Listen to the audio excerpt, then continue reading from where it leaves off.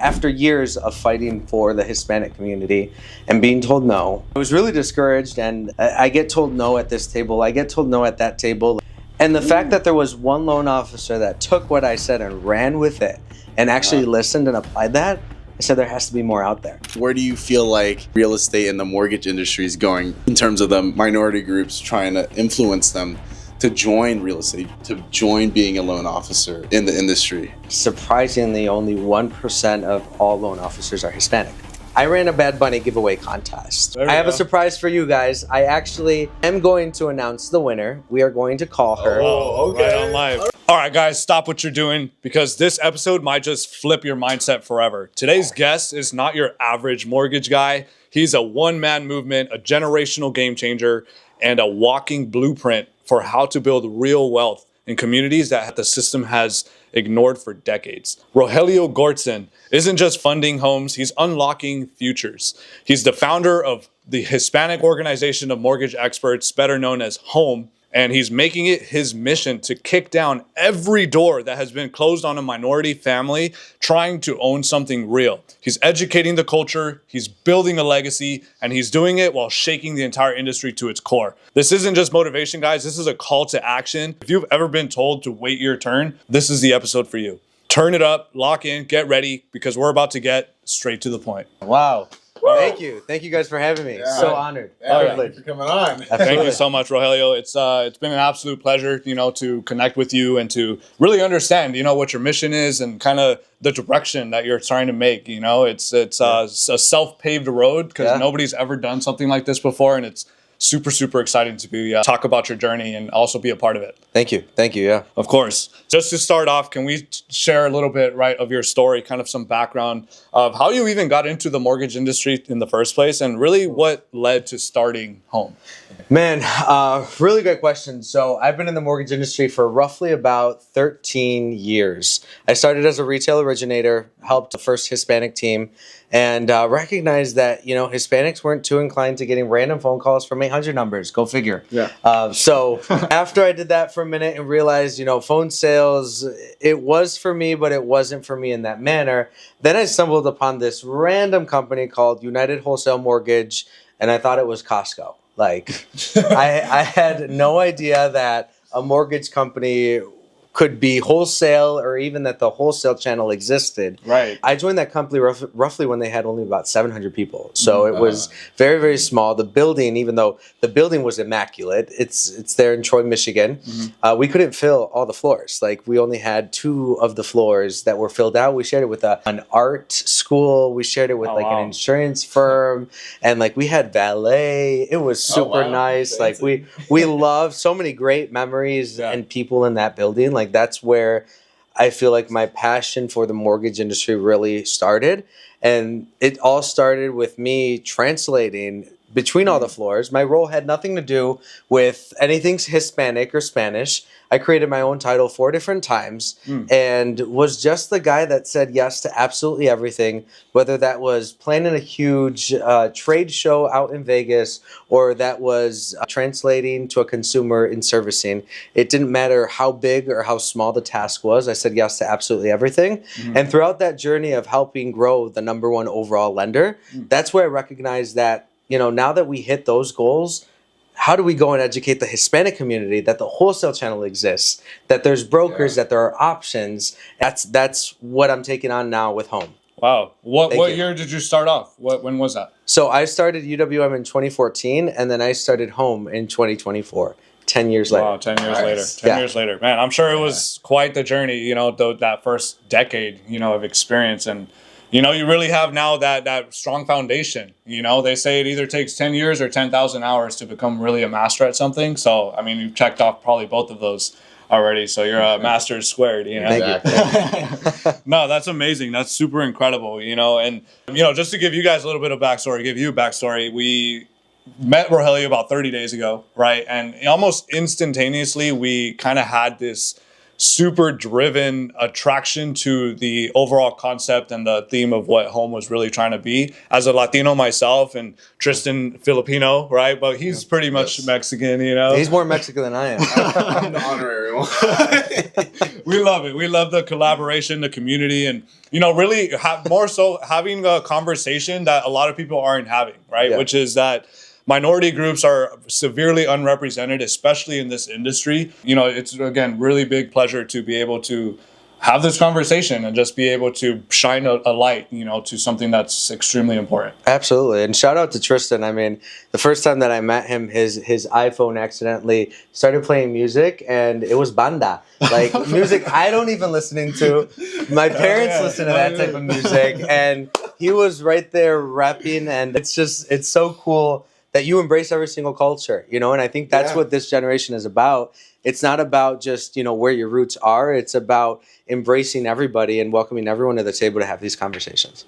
Okay. Yeah, totally. And, upon meeting you, me and Isaac, it's honestly been an honor just to be a part of the process, the beginning stages of what you're building. So honestly, it's just an honor to be in the same presence as you. What would you say over the course of 10 years now, I guess 11 years, 2025, right, that you've been in the industry, right? Would you say is one of the biggest barriers that you've seen minority communities face when really trying to become a homeowner? The number one thing is empathy and education, right? Most people in the mortgage industry or real estate industry are commission-based, and they need to make that sale that month. But a lot of minority groups aren't ready to purchase that month, and they need a roadmap. They need a guide of how am I going to be able to purchase this home in 6 months, or maybe I need to save up for that down payment, or maybe I have to file my tax returns because my financial advisor, although they're great financial advisors and they can save you on taxes, a lot of times they misguide you because they're not in real estate or they're not in mortgages or finance. Yeah. So there's a lot of areas, or even like recently I heard a story that someone just took the advice from someone at church. And it's like, just because they go to church doesn't mean that they are that mortgage expert that can really guide you and financially set you up. So I find it super important for minority groups specifically to connect with a local mortgage expert that can take the time, that can plant that seed and help that family grow and develop. Yeah, right. Yeah. Taking advice from somebody who's not an expert, isn't always the wisest decision. Yeah. No, yeah, it's very interesting, and over the course of, I've been licensed for about 2 years in real estate, and very recently, as of this last week, got my loan license as well, right? And congrats. Thank you. I, haven't really seen that sort of inclusion, of different cultures in different areas. Like, I feel like I stick out, like a sore thumb whenever I'm in like these conferences or, events, anything like that, which I don't mind. I honestly embrace it because it makes it feel that much more powerful, right? That hey, like whether, if we can inspire change or just kind of be a part of change and be doing something new, so it's super exciting. And just to be able to, again, shine a light on this topic that I feel isn't talked about enough. So absolutely. I wanted to ask, like, why home? Like, let's give some background, like why you started home and like why the name home. After being in this industry for so long, every time that I would see another Hispanic or Latino, their face would light up, and they'd be like, "Oh my gosh, like you're one of me. Like, where are there more of us?" And I would always direct them to a really amazing real estate group called Not Rap that has paved the way and really painted the picture for the Hispanic community. But there wasn't a community for loan officers. Like, there wasn't that education or that support between all of the different lenders. There wasn't someone advocating on their behalf for the actual needs that the Hispanic community wanted.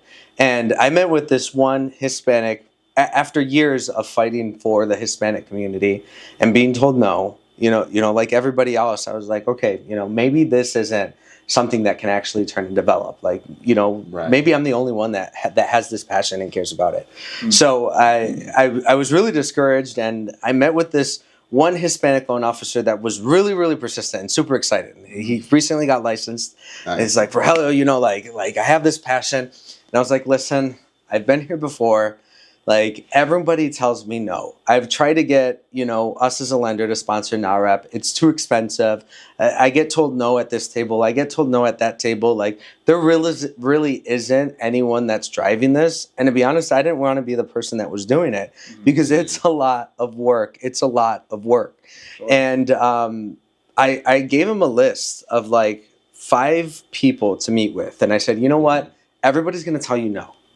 But you go meet with these people, you go have these conversations, like maybe we can both tackle this together. And I was still fighting, but I forgot about that conversation. This happened back in like 2020. Fast forward, we recently connected, and he was the one that announced home at UWM Live. But before I actually called him about the concept, he literally goes, Rogelio, I still have that printed out email where you told me all of these different people to meet with. And I want you to know that I went and I executed. And I didn't do it like strategically. It happened organically where I just so happened to meet these people and have these conversations. And the fact that there was one loan officer that took what I said and ran with it and actually listened and applied that, I said there has to be more out there. So I got to thinking about a name. And when I came up with Home, the Hispanic Organizational Mortgage Experts, that just meant something to me because a house and a home are 2 very different things. Minority groups and Hispanic cultures, we create wherever we are, whether that's an apartment or whether that's an actual single family home, we make that place a home. We paint, we decorate, we're some of the best tenants. And that's why that stuck out to me, because that honestly means something to me, my family, and all of us as well. No, totally. And with that being said, where do you feel like real estate and the mortgage industry is going in terms of the minority groups trying to influence them to join real estate, to join being a loan officer in the industry? I've ran the numbers, and surprisingly, only 1% of all loan officers are Hispanic. Wow. I had no idea. At least I'm in the 1%. Yeah, made it. Almost. And that was something that was shocking to me because I didn't even recognize or realize that. And that's retail and wholesale combined. So that's as a whole in the entire United States. So first of all, as a career choice, absolutely, whoever's watching, like, tap into the mortgage industry. There's money to be made. But additionally to that, like, there are loans out there. You're just not marketing yourself effectively. Right. And that's my bigger message to Hispanic loan officers. Every single Hispanic loan officer in my network, they have a full pipeline. They're busy. They have work. And it's because they take the approach of actually educating the consumer and guiding them for life, not necessarily on that one transaction like a lot of other loan officers do.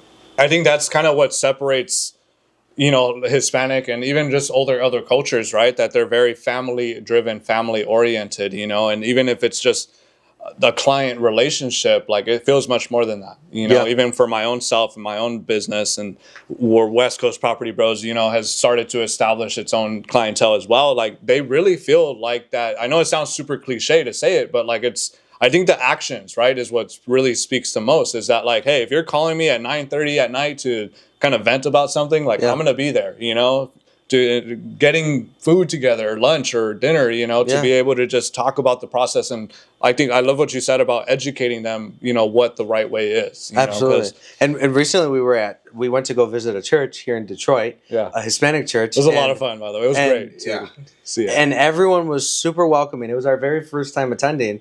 And everyone kept on saying, this is your home. Yeah. This is your home. You have a home here. Like, you can always come back. We want you to know this seat is reserved for you. Like, please come back. And that's something that is just, it's so amazing to see within the culture and within the community that we embrace that and we welcome everyone to sit down and have a conversation. Especially when it's not just a take relationship, right? Yeah. When it's a reciprocated give and take sort of relationship, I think that's what really gives it that communal feeling. Yeah. More than anything. And what do you really think in terms of real estate, right? Like, or loans in general? What would you say are some of the top misconceptions that minority buyers have experienced or even have overall about the home buying process or loan process? Before I get into the actual consumer, first off, there's a misconception that originators and real estate agents have that Hispanics are purchasing in low income areas. Yeah. We don't do that. 71% of Hispanics purchase in above 100% of the area median income, which means that they're purchasing in good neighborhoods. Yeah. And they're well aware of gentrification, and they will purchase in areas that no one is really thinking about, but then transforms because they're not focused on living there temporarily. They want to have that home for the next 10 to 20 years and possibly pass that down to their children. Yeah, generational. Yeah, absolutely. So that's more of what they're thinking and what they're about. So that's the first misconception. Yeah, I honestly didn't know that. Yeah. But two, what consumers are misconceived about is in Latin America, the banks and the institutions are very different. First of all, they're not regulated like here. Like, thank God we are in a country that protects us. Like, over there in Latin America, you can deposit money and then it's gone the next day. So over there, it's no one's backing it. So over there, cash is the most valuable asset that you can ever have. And that's how people are used to doing it. And when you purchase a home, like if you have $100,000 to put down and it's all cash and you walk into a bank, they're more inclined to lend to you and give you a loan than anybody else. Versus here in the United States, we don't want you to do that. To everything. Don't do that. Yeah. Put that in your bank account. We want to see where this money trail is coming from. And I understand it, but at the same time, it's that education part. How do we educate our parents and our grandparents that, like, thank you for this donation, but like it doesn't really help me. I need it in your bank account and then wire transfer that over to me. So little tiny things like that are a little bit different and misconceptions between minority groups. I can definitely see where that misalignment is, you know, like all that really happened because of 2008, right? Like the crash that happened, and that's when a lot of the regulators and the new laws like started coming into effect, where people on the lending side of things, but really it was the Great Depression. So it wasn't until the Great Depression of the 80s that Fannie and Freddie were formed because people couldn't afford homes. You needed 20% down until Fannie and Freddie came into play. And it's actually a very interesting conversation because right now they're talking about privatizing Fannie and Freddie, which Fannie and Freddie were created as a secondary market to make homes more affordable. So the main concern that the industry has is if Fannie and Freddie do privatize that, then who gets impacted? Minority groups, first-time homebuyers, people that aren't that educated, people that don't know that there's options out there. Right. So it's a very interesting time in our industry, but that's what makes organizations like Home and the MBA and other organizations that much more important. Exactly. Wow. Yeah, because it's the much needed, position to educate and just be able to provide a roadmap for somebody. Yeah. And I like how you bring up the fact what's going on in the news about Fannie and Freddie. I kind of want to get your take. Like, why do you think they're doing that? Like, privatizing that? But, like, other than just the money, I feel like there might be something else to it. Maybe get your take on it. Money is the largest driving factor for everybody. That's why everyone's like, why are you starting a nonprofit? Like, go do a for-profit business. Yeah. The majority of, the world is money motivated. And Fannie Mae is actually the largest company in the United States. It's the fifth largest company in the world. And they have an amazing balance sheet. They do pretty well for themselves. And they've done an absolutely amazing job. The CEO of Fannie Mae is actually Puerto Rican. And yes, no way. Yeah. How crazy. She's done a fantastic job kind of rearranging things and making sure that Fannie Mae is the top of the industry compared to everybody else. But the main thing is to try to stimulate the economy and investors. By privatizing it and backing it away from the government, it allows more investors to become investors in Fannie and Freddie per se, because outside people can't just necessarily invest. So they're thinking that it might stimulate the economy a little bit more and stimulate Fannie and Freddie in a different perspective. And although that might happen, at the same time, one thing that we might sacrifice, which we're seeing, is down payment assistance programs, different fundings, different organizations not having the funding that they need. Yeah. And I think what the Trump administration is doing, at least from my perspective, is they're trying to get the federal government to kind of like release the states and say, you states set up your own regulations on how you want mortgages to go. Like, that's kind of what's going on in the climate of everything. So I feel like he's trying to do the same thing with Fannie and Freddie and being like, okay, let's kind of remove you from the federal government and allow these relationships to happen more on a state-by-state level. That's an So interesting take. it could be very good for our economy, but at the same time, anytime that there is change that's done abruptly, there's always something that gets negatively impacted. And I think it's so important that we stay engaged with our community, that we stay aware, and most importantly, that we educate everybody on what all of these changes are, regardless of what their political views are.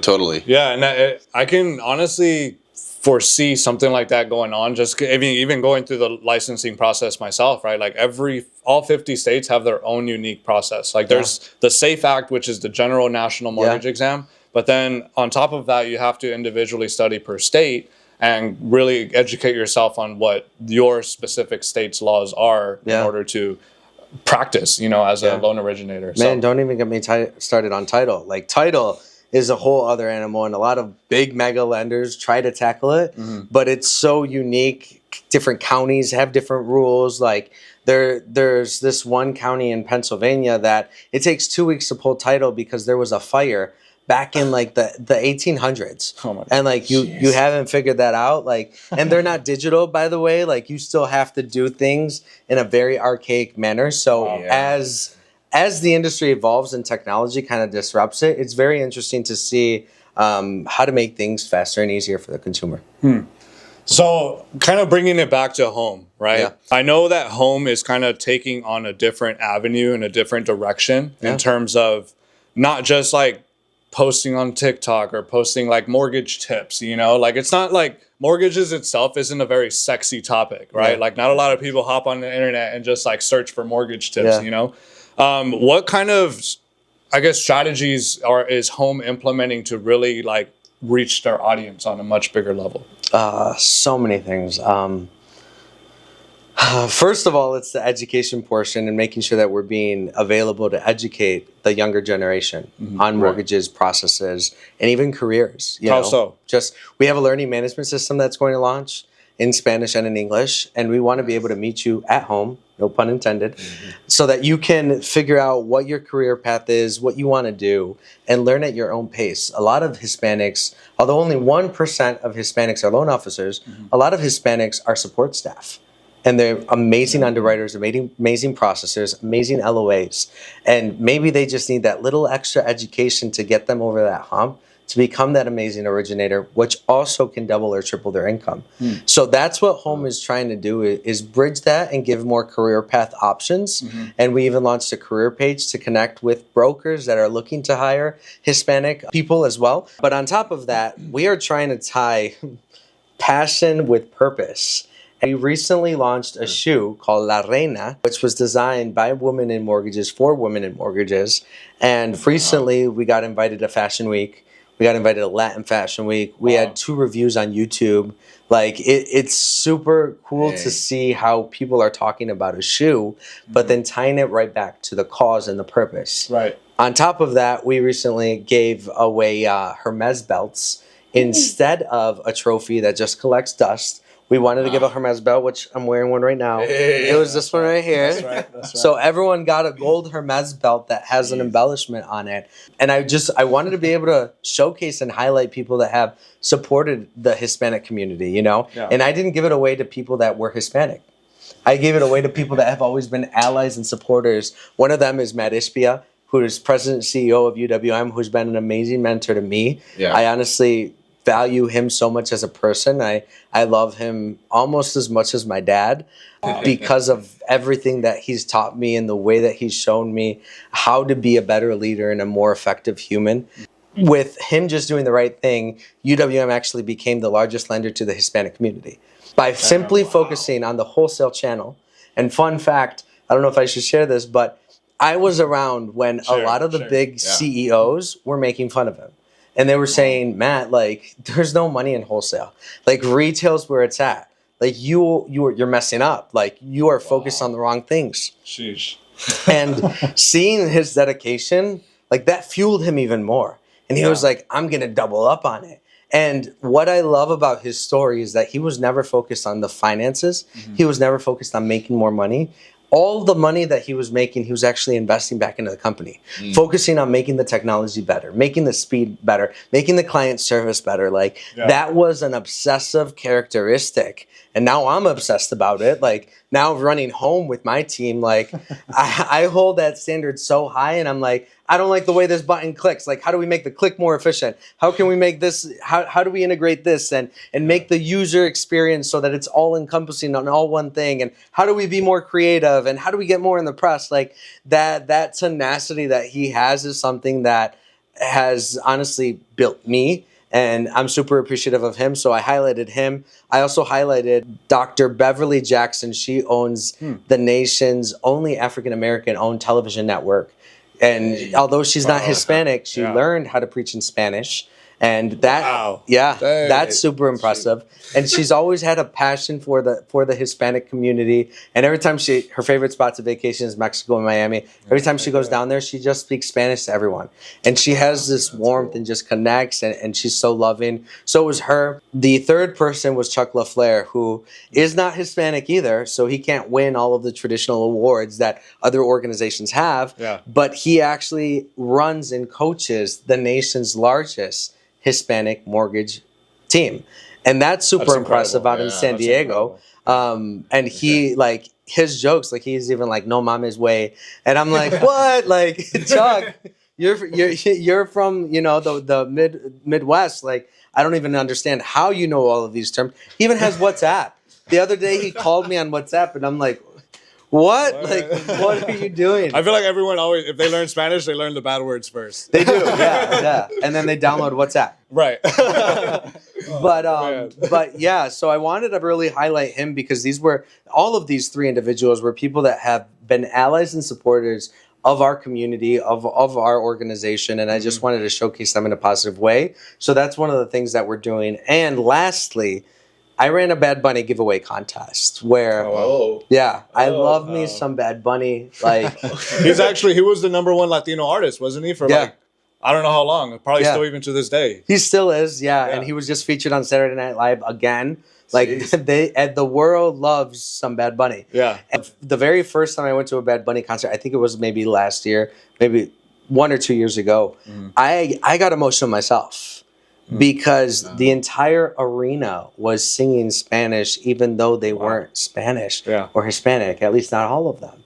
And to go from a nation where speaking Spanish was frowned upon, and often places in corporate buildings or even in federal buildings, it was illegal, to now having an auditorium filled with people that are embracing the culture and love, like that, it made me super emotional. I love that. That's why when I saw that he did a residency in Puerto Rico, I said, you know what? We got to go. I'm going to buy some tickets, and I'm going to give away some tickets too.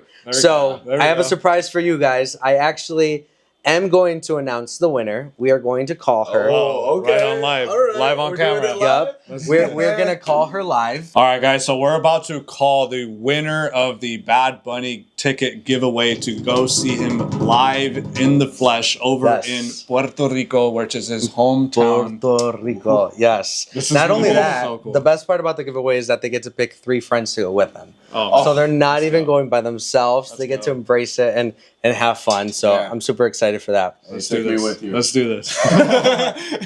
All right, so let's give a call to the Bad Bunny winner. Let's do this. All right.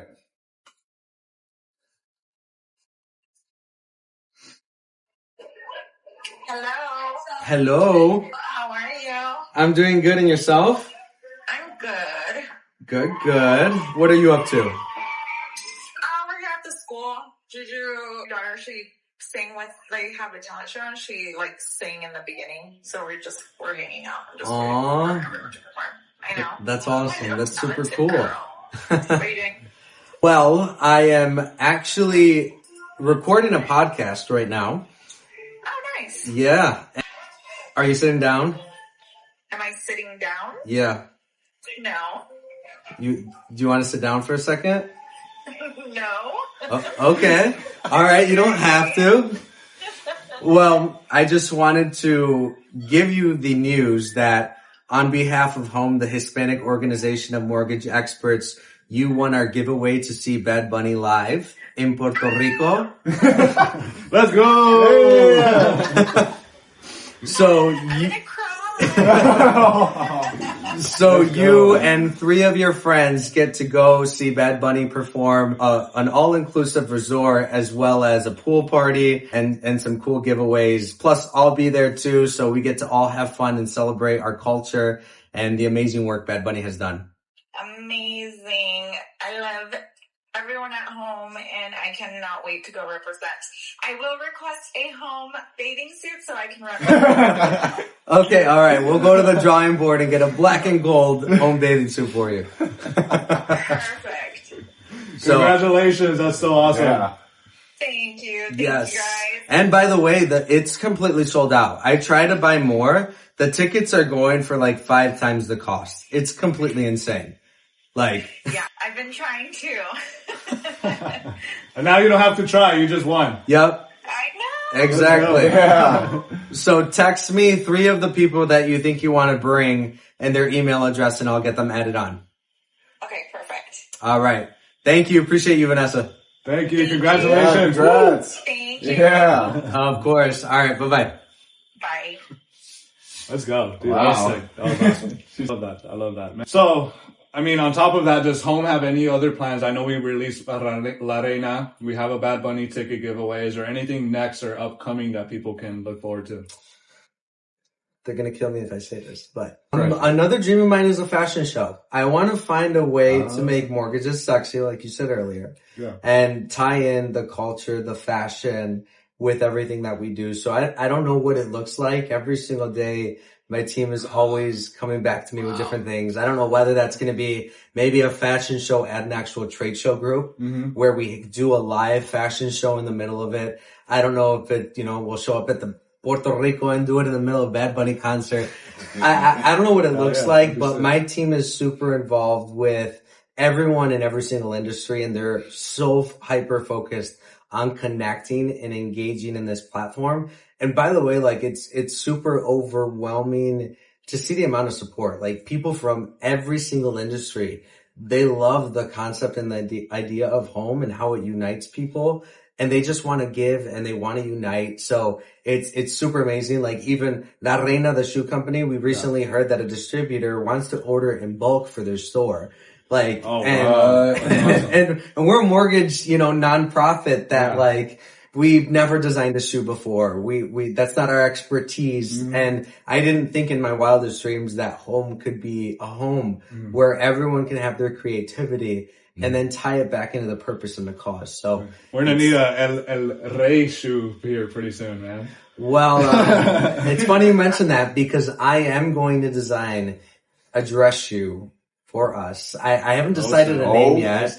I'm throwing around the name like the CEO or something, for future CEOs and people to walk into that. But I want to design a dress shoe that encompasses all of that because I dress up all the time, and I want to make sure that it's comfy, but also looks sexy and empowers you for that next position that you want to have. Heck yeah. If you need comfy, my guy right here, man, he used to work at a running shoe store, and that's all he knows. He could fit you in the shoes, man. Yeah. Oh, that's amazing. That's incredible. I think to be able to rep something like as that powerful, and somebody's like, "Oh man, where'd you get those shoes?" Or how'd you, what kind of style is that? And then to be able to just allow the entryway to talk about what the mission and purpose is, like. Hey guys, just wanted to say thanks so much for tuning into today's episode. Hope you're enjoying it so far. Just wanted to let you know if you did want to get yourself a pair of La Reina shoes brought to you by Home, go ahead and visit tunuevohome.com.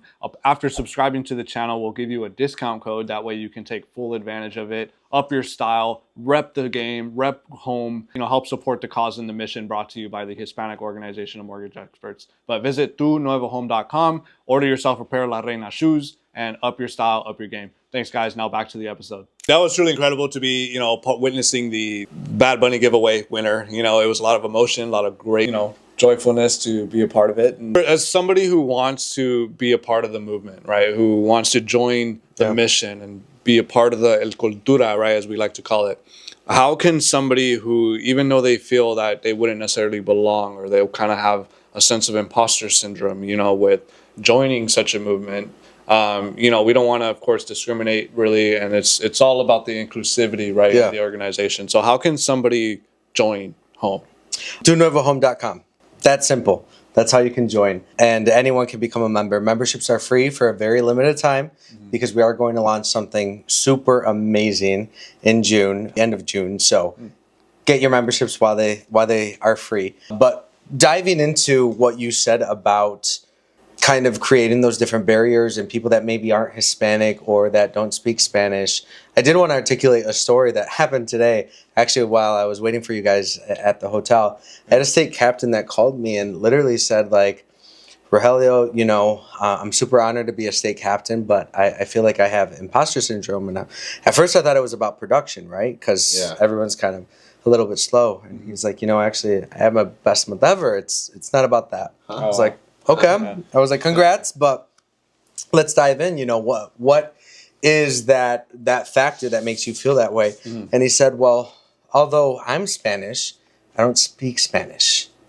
And, you know, I said, buddy, you know, don't worry about that. Like, the vast majority of Hispanic Americans don't speak Spanish because there was a time that it was frowned upon to speak Spanish. And a lot of our ancestors, our grandparents and our parents, wanted us to grow up a normal life, so they were trying to shelter us from that culture, from that experience and that language, so that we could grow up more Americanized and wouldn't be discriminated on in the way that they were.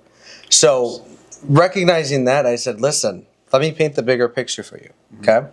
1% of loan officers are Hispanic, right? Wow. And that's roughly about, there's 145,000 active licenses. Roughly 1% of that is 14,000. If I dice that up and I say, how many speak Spanish? Arguably, that's 50%. If I dice that up, how many are retail versus wholesale? Like, what are we talking about at the end of the day? Like, realistically, there are so many Hispanics throughout this nation, Hispanic Americans that speak Spanish and English, that just culturally need someone to relate to. Because although you might not speak Spanish, your home that you grew up in very well was Hispanic. And that's what we want to highlight, because it's more about educating and meeting halfway than it is about necessarily understanding the language. And going back to another loan officer, a loan officer in California, she actually does not speak Spanish at all. She's not even Hispanic.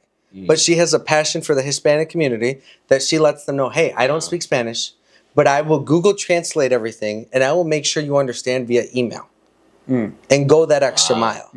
So those are the type of people that we're trying to reach. Those are home members. Right. The ones that want to serve the community and want to go above and beyond and aren't necessarily looking at the barriers that are set up. So I said, listen, don't worry about any of that stuff. You always have a home with home, no matter where you are, no matter what you do.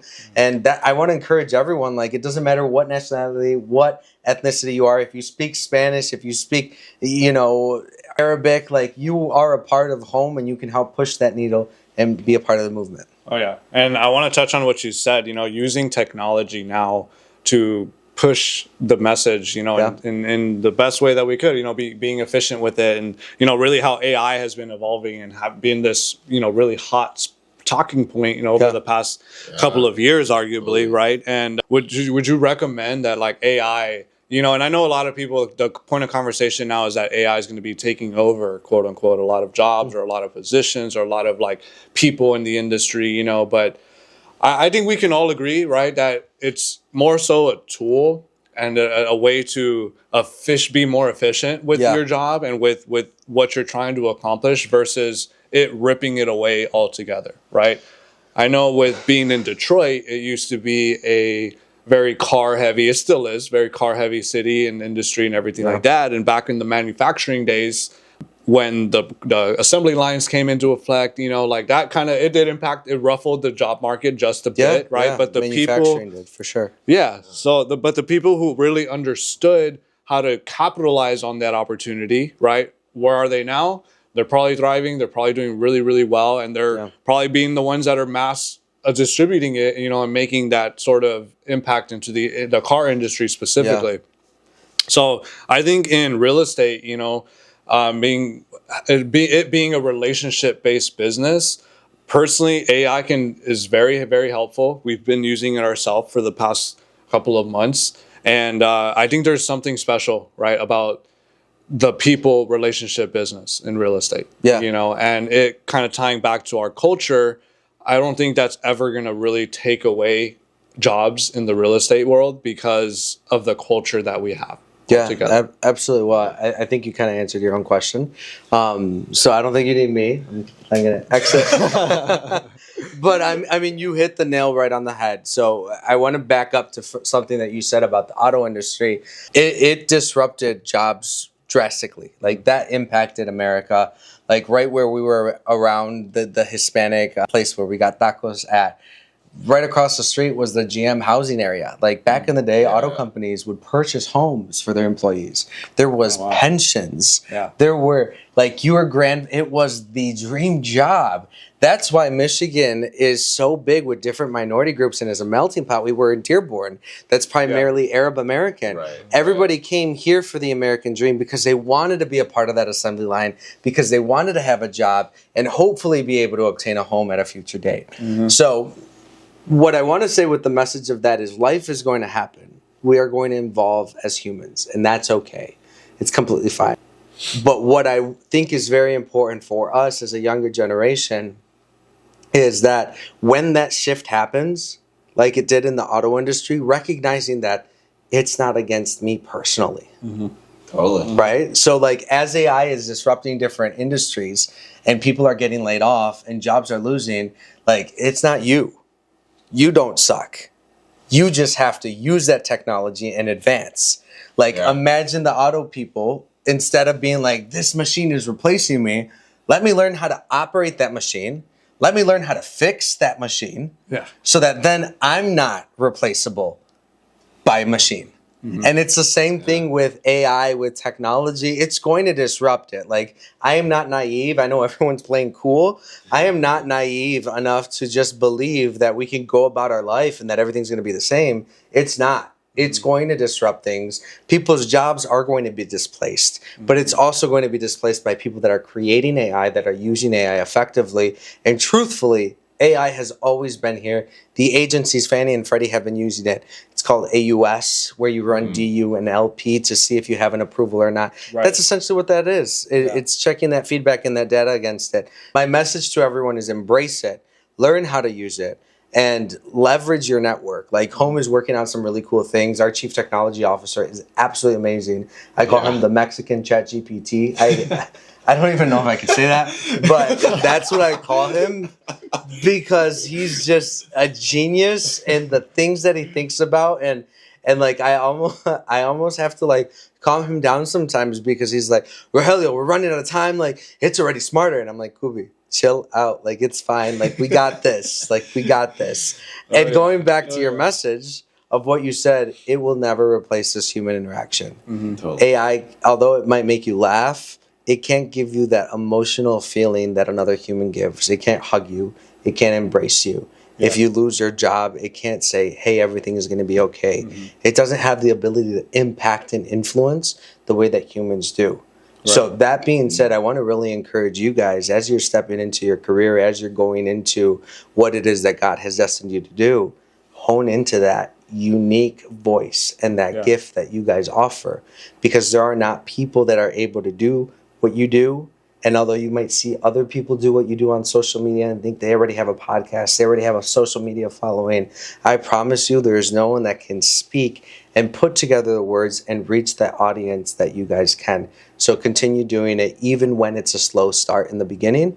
You still keep on doing that and continue to do that because your reaching is destined to be there. Man.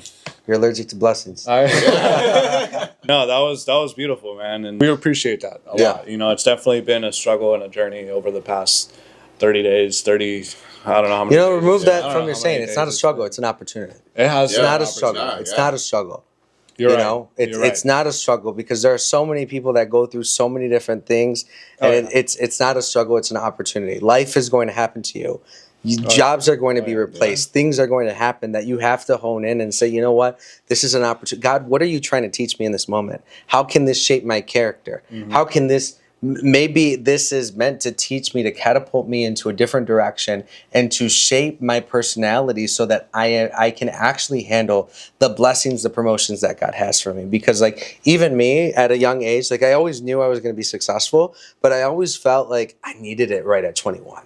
And I felt like every single door that would be shut or that I would be told no was instantly like, oh my gosh, the world's falling apart. But I want you to hone in on that and realize that it's an opportunity and you are being shaped instead of life happening to you. I love that. Yeah, one of my favorite quotes, life happens for you. You know? And I love that you said that, like that you've always had this inner belief that you were going to be successful, you know, and I'm sure many people feel the same way, that they have this desire, right, to live this wonderful life. And I mean, if you ask anybody in the world, I don't care who they are, where they come from, what their background is, what they want in life, they want to be happy, they want to be rich, you know, and doesn't always necessarily mean financially, but they want to have a happy, prosperous life, you know. And I think with all of that, being able to understand the opportunity that's being presented in front of us is what's going to help us do that, but also scale it in a much bigger level, you know? So we appreciate you sharing that and kind of opening it up. And absolutely, it means a lot. That's really pretty much what the point of our podcast is altogether, right? Is to really shine a light on about taking action. Like 30 days ago, we did not know we were going to be here. And I think from that consistency of not giving up, having the perseverance to overcome these obstacles and challenges and, you know, talk to the right people. And we all have our bad days too, you know, and it's always just by sticking to the faith and by continue to move forward. Again, it's all about taking the right action that's going to move the needle. So even when we're scared, and that can mean a lot of things, you know, especially now us in the industry, like whether it's buying your first home, starting a business, entering real estate in general. How would you say someone pushes through fear to take those steps and to continue to move forward? Oh, it's funny that you mentioned that, because in my very first presentation to Hispanic loan officer training, I touched, I didn't know what to touch on. And I listened to a preaching that talked about codfish. And it said that codfish was very trendy and they were trying to find a way to keep it fresh. So one of the ways to keep it fresh, they would freeze it and it still wouldn't taste fresh. So then they would transport it in a large aquarium and it still wouldn't taste fresh. And it wasn't until they introduced the catfish, which is a natural predator to the cod, in those aquariums, that then the fish was fresh. Interesting. Yeah. So I bring that up to say fear is good. It's good to be scared before your presentation. It's good to be scared before your podcast. It's good to be nervous. It's good to have butterflies before your first date. You know, like that's a human emotion that God instilled in us that is healthy. It's not good to just feel numb, depressed, and not have any feelings. So it's good to have fear, but it's not good to allow fear to paralyze you and to be stuck and to be stagnant. So that's the bigger message that I have to our community. You shouldn't be scared of obtaining a home. Don't be paralyzed. Don't feel like it's too far out. But you should be always making sure that you're producing.